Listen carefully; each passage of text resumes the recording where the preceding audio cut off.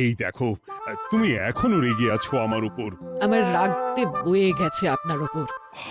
তুমি কিছুতেই বুঝছো না, খরচ বাড়ছে। আয় না বাড়লে চলবে কি করে রাজ্য? বিদেশে আমাকে যেতেই হবে। সব বুঝেছি, সব বুঝেছি। আপনার আমাকে অসহ্য লাগছে, তাই আপনি বিদেশে যাচ্ছেন, তাই তো? তুমি আমায় ভুল বুঝছো। রাজ্য চালাতে অর্থের প্রয়োজন আছে। কেন এতদিন রাজ্য বুঝি চলছিল না? এতদিন যেভাবে চলছিল সেভাবেই চলবে। সময় পাল্টাচ্ছে। এখন শুধু সিংহাসনে বসে থাকলেই চলে না। দেশ বিদেশ ঘুরে দেখতে হবে কিভাবে রাজ্যের উন্নতি হয়, লাভ হয়, সেই নিয়ে নতুন করে ভাবতে হবে। তার মানে আপনি ঠিক করে নিয়েছেন আপনি যাবেন, তাই তো? হ্যাঁ। আর যতদিন আপনি না থাকবেন এখানে কি হবে ভেবে দেখেছেন মহারাজ? কে সামলাবে সব?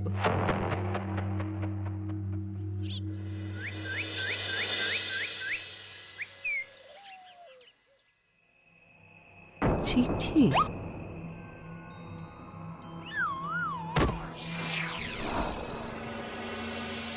আমি অনেক ভেবে দেখলাম, আসলে এসব সিংহাসন, ক্ষমতা, প্রতিপত্তি অর্জন করা আর রক্ষা করার জটিলতার চেয়ে বাকি জীবনটা শান্তির সাথে বনে কাটিয়ে দেওয়াই ভালো। বলছি সবই তো বুঝলাম, কিন্তু এই শান্তিটা কে? মহারাজ সন্ন্যাসী হয়ে গেলেন আর এসব নিয়েও তুমি ভাড়ামি করছো গোপাল? ও মা গো, এবার কি হবে? চিন্তা করবেন না রানীমা, কৃষ্ণনগরকে আমি আমার বুক দিয়ে আগলে রাখবো। আপনার ছাতির মাপটা ঠিক মতো জানেন তো মন্ত্রী মশাই? মানে ওই গোটা কৃষ্ণনগরকে কি আপনি আপনার বুকের মধ্যে আগলে রাখতে পারবেন? গোপাল! মার্জনা করবেন মন্ত্রী মশাই। আমি বলছিলাম কি, ওই সব আগলে টাগলে রাখার আগে ওই ভালো করে খুঁজে দেখুন সব। মানে কি বলতে চাইছো কি তুমি? মহারাজকে খুঁজে বার করুন মন্ত্রী মশাই, লোক পাঠান। তিনি হয়তো এখনো বেশি দূর যেতে পারেননি। এটা কিন্তু ঠিক বলেছে গোপাল, তাকে একবার যদি খুঁজে পাই আমরা। আপনি চিন্তা করবেন না রানীমা, আমি এক্ষুনি লোক পাঠাচ্ছি। আর গোপাল, রানীমাকে বিশ্রাম নিতে দাও। যাও এখন, যত সব।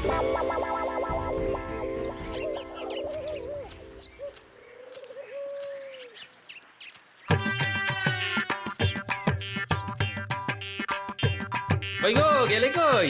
এক ঘটি জল দাও দেখি। ওই জলই খেতে হবে, শুধু জল। ঘরে এক দানাও চাল নেই, যদি বাজারে না গেলে আজ হরি মটর। রাজ্যে রাজা নেই আর তুমি ঘরে চাল নেই বলে চিল্লামিল্লি করছো, চত্ব সব। ও মা গো, মহারাজ রাজ্যে নেই তো গেলেন কই? হ্যাঁ, বনবাসে। সে কি গো, এবার কি হবে তাহলে? কপালে যা লেখা আছে তাই হবে, আর কি। এই তোমার চাকরিখানা থাকবে তো? হ্যাঁ, না থাকলে বাটি হাতে বেরোবো, চিন্তা কি?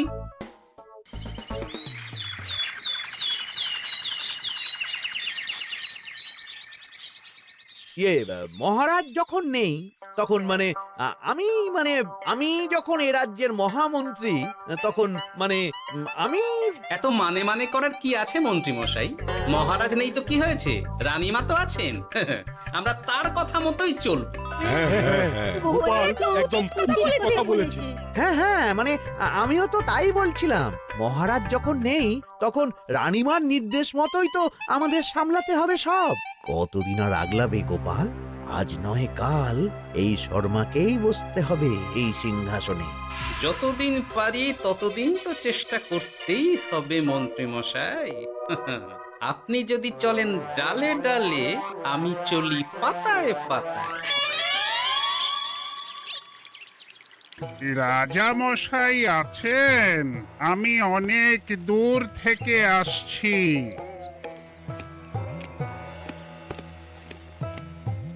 মন্ত্রীমশাই, একজন সাধু এসেছেন রাজামশাইয়ের সঙ্গে দেখা করতে। বলছেন অনেক দূর থেকে এসেছেন। জানো না মহারাজ এখন নেই? যাও, চলে যেতে বলো ওকে। মহারাজ নিরুদ্দেশ। এই মুহূর্তে সত্যিই যদি কোনো প্রাজ্ঞ সাধু বাবা রাজবাড়িতে তার পায়ের ধুলো দেয়, বলা তো যায় না যদি মহারাজের হদিস তিনি দিতে পারেন। ঠিক ঠিক একদম ঠিক বলছেন পণ্ডিত মশাই। বেশ বেশ, ডেকে আনো তাকে, দেখি সে কি বলে। মহারাজ, আমার প্রণাম নেবেন। উনি মহারাজ নয়, উনি মন্ত্রী। আসুন সাধু বাবা, আসুন, আসন গ্রহণ করুন।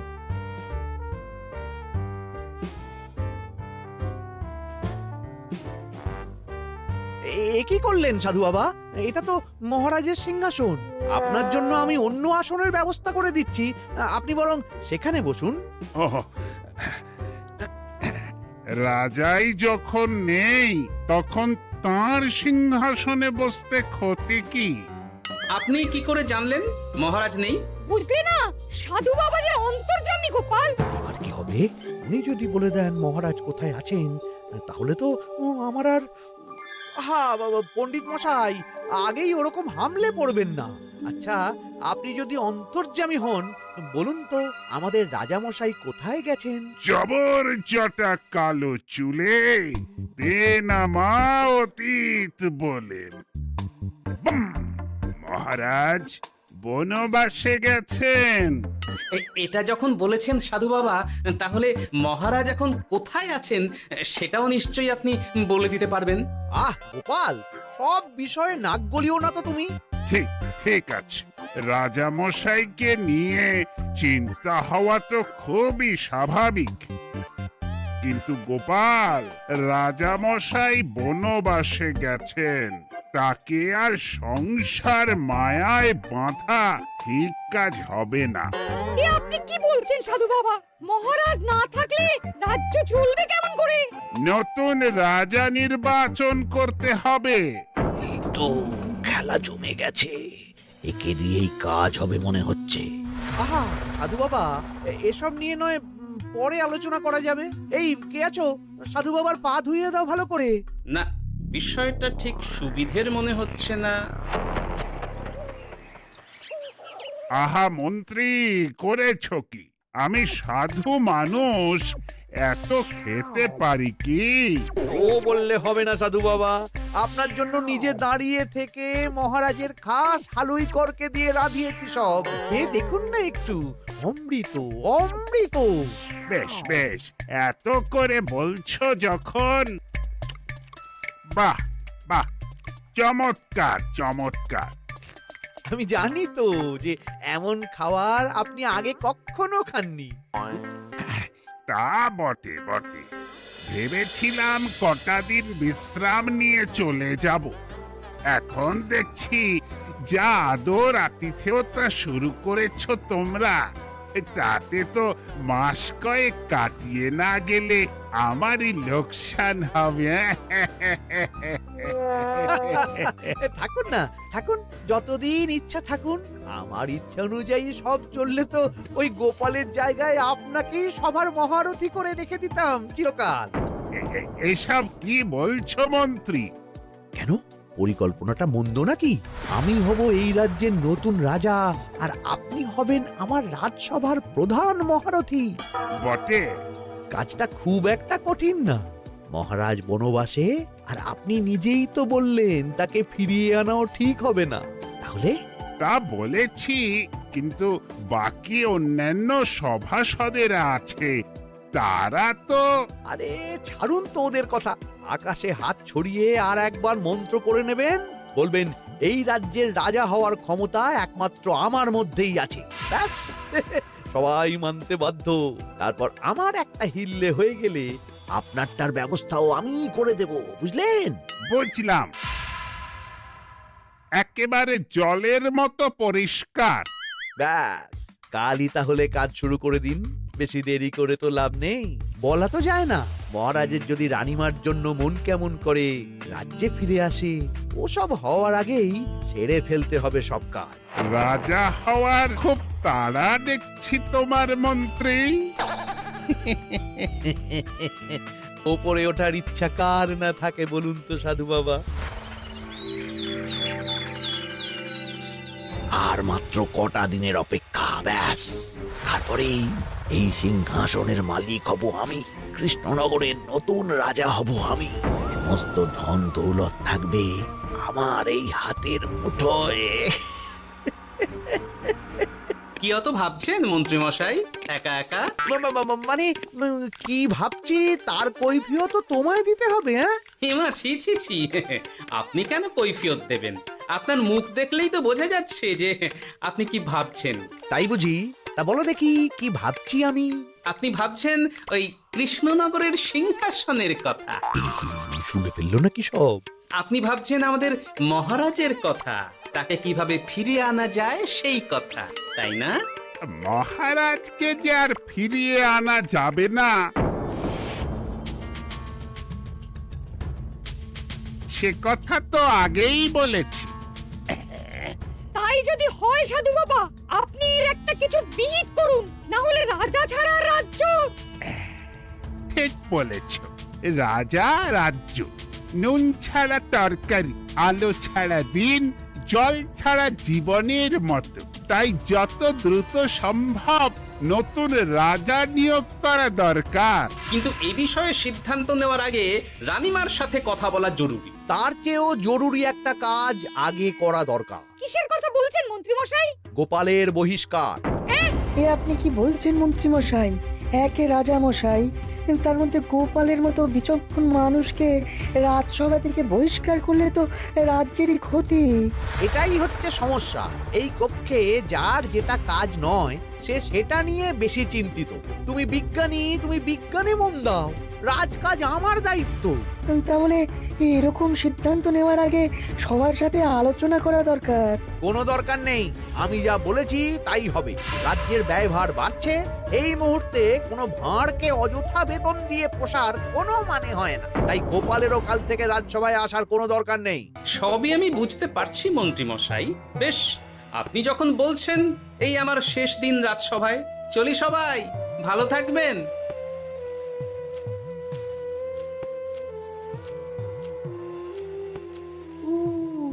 এত সহজে যে বেটা মাঠের বাইরে চলে যাবে বুঝতেই পারিনি আগে। এবার আমার আর সিংহাসনের মাঝে নেই কোনো বাধা, নেই কোনো কাটা। তুমি চিন্তা করো না, আমি নিজে মন্ত্রীর সাথে কথা বলবো। না না রানীমা, সেসবের দরকার নেই। মহারাজ ছাড়া রাজবাড়ি শূন্য শূন্য লাগে, আমারও মন লাগছে না এখানে। বেশ, যা ভালো বোঝো তাই করো, তবে ডাকলে এসো কিন্তু। হ্যাঁ রানীমা, নিশ্চয়ই আসবো। এখন আমি চলি। যাক, এই কদিনে মাথাটা খেলানোর সময় পাওয়া যাবে একটু, না হলে কেমন যেন গুলিয়ে যাচ্ছে সব।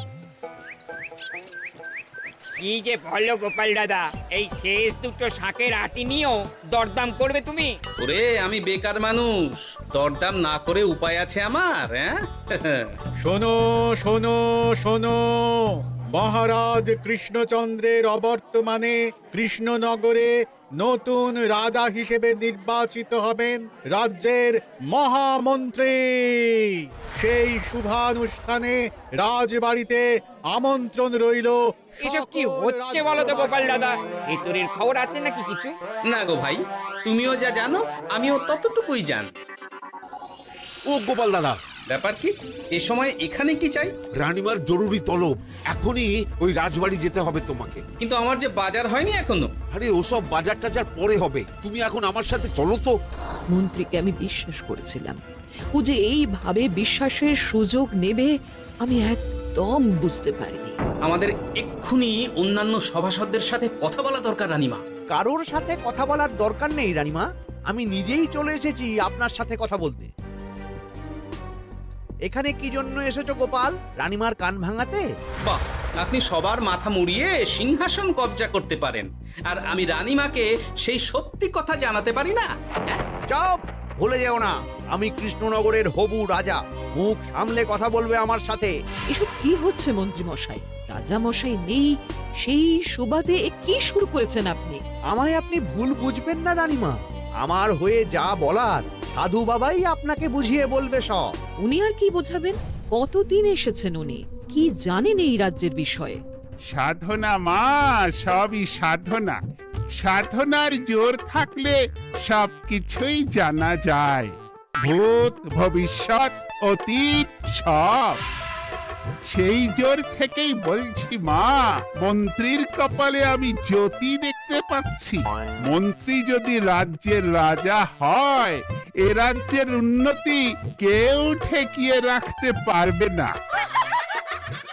আপনাদের একটা কথাও বিশ্বাস করি না আমি। এসব আপনাদের ষড়যন্ত্র। এ আপনি ভুল করছেন রানীমা। যা হোক, যে কথা আমি বলতে এসেছি, রাজা যখন আমি হচ্ছি তখন তো আমাকে এই প্রাসাদেই থাকতে হবে, ফলে আমার স্ত্রীকেও এখানে এসেই থাকতে হবে। সে তো আর একা থাকতে পারবে না, তাই আপনি যদি এই ঘরটা ছেড়ে দিতেন। কিন্তু মন্ত্রীমশাই, তুমি কি বলছো মন্ত্রী? এখানে না থাকলে রানীমা থাকবেন কোথায়? আর আমি তো এমন কোনো বিধান দিইনি যে রানীমাকে অন্যত্র পাঠাতে হবে। সবকিছুর জন্য তো আপনার বিধান দরকার নেই সাধু বাবা, এ আমার নিজের বিধান। আমি রাজা হব, আমার স্ত্রী রানী হবে, তারও তো অধিকার আছে রানীর মতো থাকার, রানীর মহলে থাকার। আপনার ব্যবস্থা আমি অন্যত্র করে দেব রানীমা, আপনি কিচ্ছু ভাববেন না। হাজার হোক আপনি আমাদের প্রাক্তন মহারাজের স্ত্রী বলে কথা। কি বলো গোপাল? আমার মনটা আসলে অনেক অনেক বড়, তোমরা খালি দেখতে পাও না সেটা। কাজটা কি আপনি ঠিক করলেন মন্ত্রীমশাই? শোনো গোপাল, আমাকে ঠিক ভুল বোঝাতে এসো না তুমি, বরং কাল সময় মতো চলে এসো। কৃষ্ণনগরের নতুন রাজার রাজ্যাভিষেকের জন্য মহাভোজের আয়োজন হবে।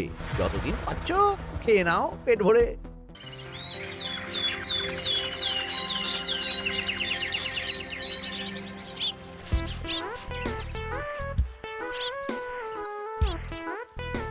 আরে এগুলো আবার কি পরে আছে এখানে? কি এ তো মহারাজের পোশাক, এখানে এসব কি করে এলো? তাহলে কি মহারাজ? না না না, হিসেবটা কেমন যেন ওলট পালট হয়ে যাচ্ছে। সময় তো হয়ে গেল, নতুন মহারাজকে ডাকুন এবার। এসে গেছি এসে গেছি। আসুন মন্ত্রী মশাই, আসুন। মুকুট নিয়ে দাঁড়িয়ে আছি আপনার মাথায় পরাবো বলে। সাধু বাবা, এবার মহারাজ বলা অভ্যাস করুন। মহারাজ। মহারাজের হদিশ পাওয়া গেছে মন্ত্রীমশাই, মহারাজের হদিশ পাওয়া গেছে। এই কি স্বপ্নেছে কথা? মহারাজের হদিশ পাওয়া গেছে মানে কোথায় মহারাজ? না না, মহারাজ না, মহারাজের পোশাক পরে আছে পুকুরের ধারে। আমার মনে হয় তিনি ওই পুকুরে ডুব দিয়ে নিরুদ্দেশ হয়ে গেছেন। ও তাই বলো? তা বেশ তো, প্রাক্তন রাজার জন্য না হয় কিছুক্ষণ নীরবতা পালন করে নেব আমরা, ব্যাস। এ আপনি কি বলছেন মন্ত্রী মশাই? মহারাজ সত্যি ওই পুকুরে ডুব দিয়েছেন কিনা সেটা তো তলিয়ে দেখা দরকার একবার। সেসব হবে আমি রাজা হওয়ার পর। নিন সাধু বাবা, মুকুট পরান। কিন্তু মন্ত্রীমশাই, আরো একটা দুঃসংবাদ আছে যে। ও আবার কিসের দুঃসংবাদ? মহারাজ যে পুকুরে ডুব দিয়েছেন সেই কথা বলতেই রানীমা অজ্ঞান হয়ে গেছে। তুমি যে কি করো না গোপাল, শুভ সময়ে অশুভ একটা সংবাদ দিয়ে দিলে তো সব বরবাদ করে। এই ক্যাচো, গ্রেফতার করো গোপালকে। তার আগে তোমায় গ্রেপ্তার করা হবে। এত বড় সাহস তোমার? হবু রাজাকে গ্রেফতার করার কথা বলো তুমি? আজ তোমার একদিন কি আমার একদিন। কিসের হবু রাজা? আমি কৃষ্ণনগরের আসল রাজা। হ্যাঁ, আমি। কি মহারাজ, আপনি? হ্যাঁ, আমি। অনেক দিন ধরে তো তোমার বাড়বাড়ন্ত দেখলাম, আজকে খেলা শেষ। কিন্তু গোপাল, রানী কোথায়? কেমন আছে সে? এক্ষুনি তার কাছে আমাকে নিয়ে চলো। রানীমা ভালোই আছে মহারাজ, কিচ্ছু হয়নি তার। কিন্তু তুমি যে বললে রানী অজ্ঞান হয়ে গেছে। এটুকু মিছে কথা না বললে যে আপনার লুকোচুরি খেলাটা এত সহজে শেষ হতো না মহারাজ। লুকোচুরি বটে, কিন্তু তুমি বুঝলে কি করে এত সব? প্রথম সন্দেহটা হলো যখন রানীমাকে অন্যত্র রাখার কথা বলতেই আপনি বিচলিত হয়ে উঠলেন, তখন। তারপর পুকুর পাড়ে আপনার পোশাক, ব্যাস এটুকুই, আর কিছু নয়। আর প্রথম দিন রাজসভায় এসেই সোজা সিংহাসনে চড়ে বসা, ব্যাস। একে একে 2 আর 2 2 4 করে ফেললাম। তারপর মনে হলো রানীমার প্রতি টান ফিরিয়ে আনতে পারে আপনাকে আপনার আসল রূপে। তাই এই মিছে কথা। অধমের অপরাধ মার্জনা করবেন মহারাজ। গোপাল, তোমার তুলনা নেই। কিন্তু মহারাজ, আপনি কেন এই ছদ্মবেশ নিয়েছিলেন তার আসল উদ্দেশ্যটা কিন্তু এখনো আমার কাছে পরিষ্কার হয়নি পুরোটা। আসলে আমি পরীক্ষা করছিলাম, বুঝলে? কিসের পরীক্ষা মহারাজ? যে আমার অনুপস্থিতিতে কে এই রাজ্য চালাবে তার পরীক্ষা। এবং আমি ঠিক করেছি যে কদিন ব্যবসার কাজে আমি বাইরে থাকবো, ততদিন রানীর পরামর্শ মতো সমস্ত কিছু সামলাবে গোপাল।